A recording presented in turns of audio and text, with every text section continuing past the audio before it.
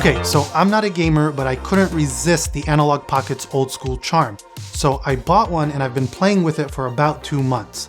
Now the Pocket is Analogue's latest console, adding to their NES, Super NES, and Sega Genesis recreations. And like their other consoles, it's meant to be played with original cartridges. Out of the box, it supports Game Boy, Game Boy Color, and Game Boy Advance, but also has adapters that you can buy for a bunch of other retro handhelds. Now, as someone who's been feeling weirdly nostalgic lately for the 80s and 90s, the Pocket could not have come at a better time. But since getting it and going down the rabbit hole of retro gaming, I've realized that there's actually much more to it than just nostalgia. But let's first talk about that nostalgia.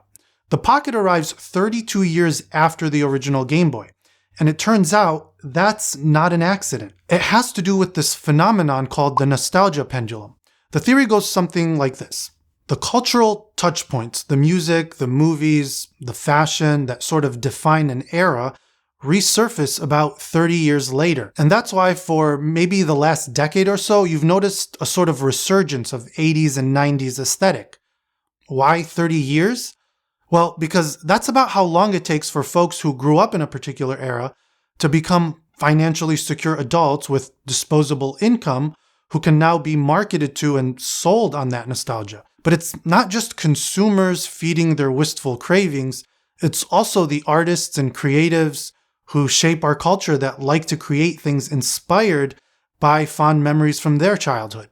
It's why we have shows like Stranger Things, albums like Sob Rock, and even movies like Ready Player One and the upcoming Top Gun sequel. And it's also why we now have a pretentious modern Game Boy called the Pocket.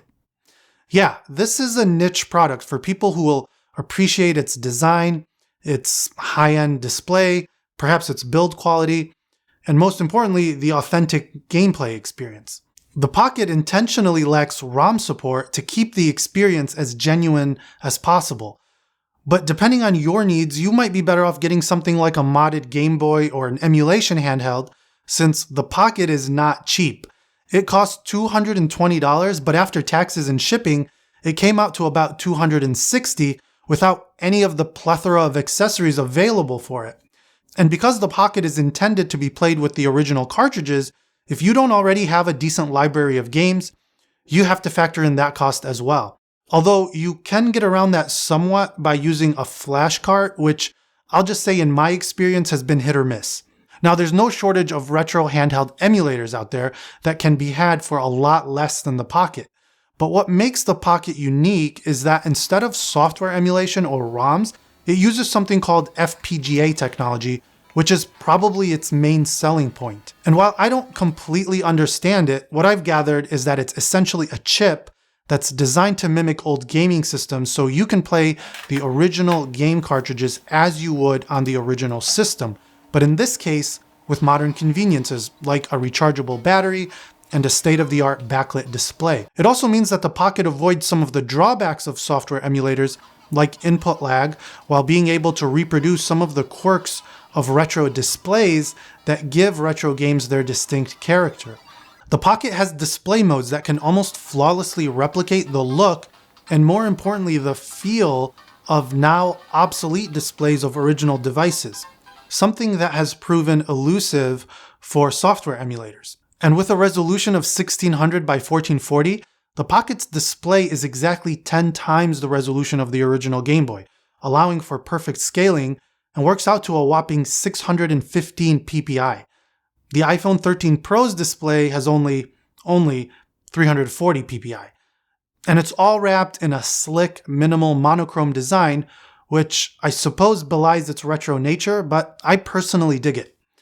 So with all of the attention to detail, it's apparent that Analogue's mission is to bring retro gaming purists the most authentic experience possible. And while it's easy to understand the appeal of nostalgia, at first, I didn't get the hype of retro gaming beyond the nostalgia. Why would someone have more than a passing interest in playing retro games? Sure, I bought the Pocket, mainly on impulse, but why does an entire company dedicated to making retro consoles like this even exist? Why does a $220 device exist in 2022 solely to play old cartridges? Well, I found out that simplicity is kind of the whole point. Retro games don't overwhelm you with tons of moving parts and complicated objectives.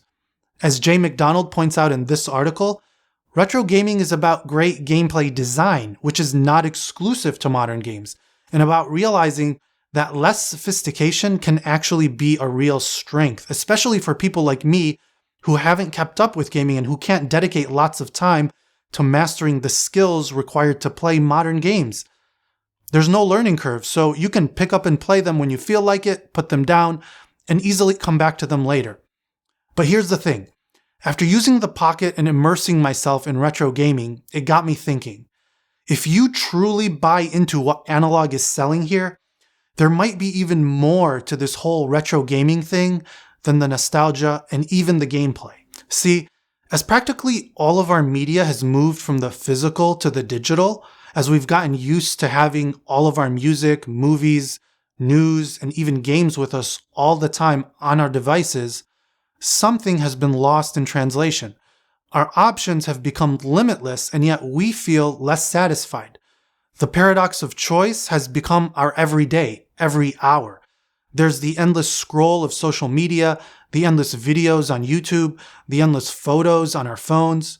The next album, the next download, the next distraction is never more than a click, a tap, or a swipe away. But when your options are limited, when things aren't as effortless and infinite, you become more deliberate and thoughtful about your choices. Your experiences become richer and feel more special. Swiping through countless pictures isn't as exciting as having a limited amount of film and discovering your photos after you've had them developed. Searching a bottomless digital music catalog isn't as fun as thumbing through records in a lively music store. And browsing endless movies on your TV definitely doesn't hit the same as walking into a Blockbuster Video on a Friday night. Sometimes less is more. And so maybe there's also something to be said about gaming with physical cartridges, about reconnecting to something limited and tangible. Analogue certainly seems to think so. Okay, so maybe this is all a part of the nostalgia. Or maybe it's something else altogether. There's a scene in the final episode of Squid Game where the founder is on his deathbed and he tells Ji-hyun that there's no joy in life for people with too much money. 사는 게 재미가 없다는 거야. 돈이 너무 많으면은 아무리 뭘 사고 먹고 마셔도 결국 다 시시해져 버려. Everything gets boring because nothing is out of reach. The founder himself even joined the games because spectating wasn't enough for him. And while this is admittedly an extreme, albeit fictional analogy, I think our digital world with all of its abundance can make us feel that way sometimes. Numb to our everyday experiences, lacking excitement and newness, like a spectator with nothing at stake. Anyways, don't get me wrong. I still love new technology. I won't be getting rid of my iPhone anytime soon. But 30 years later, it's cool to have a new experience again.